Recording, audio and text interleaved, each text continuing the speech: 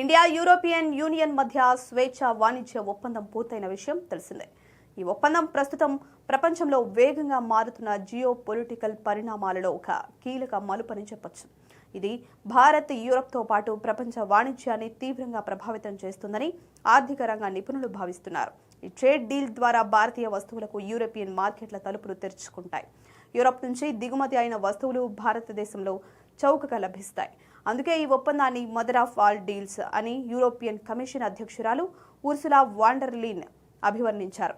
ఇక ఈ వాణిజ్య ఒప్పందం కుదరడం వైన్, విస్కీ ప్రియులు, లగ్జరీ కార్ల అభిమానులకు ఆనందాన్ని ఇస్తోంది. ఈ ఒప్పందం ద్వారా యూరప్ నుంచి భారత్కు దిగుమతి అయ్యే ఉత్పత్తులపై సుంకాలను తగ్గించనున్నారు. ప్రస్తుతం యూకే నుంచి భారత్కు దిగుమతి అవుతున్న స్కాచ్ విస్కీ, జిన్ పై 150% సుంకాలను విధిస్తున్నారు.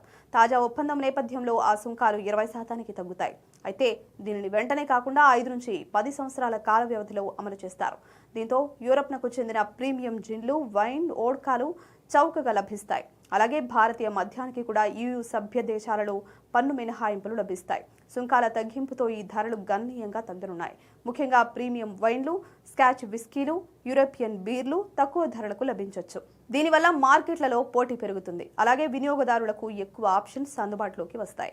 ఇక మెర్సిడెస్, BMW, ఆడి వంటి యూరోపియన్ కార్లకు ప్రస్తుతం 100% పన్నులు విధిస్తున్నారు.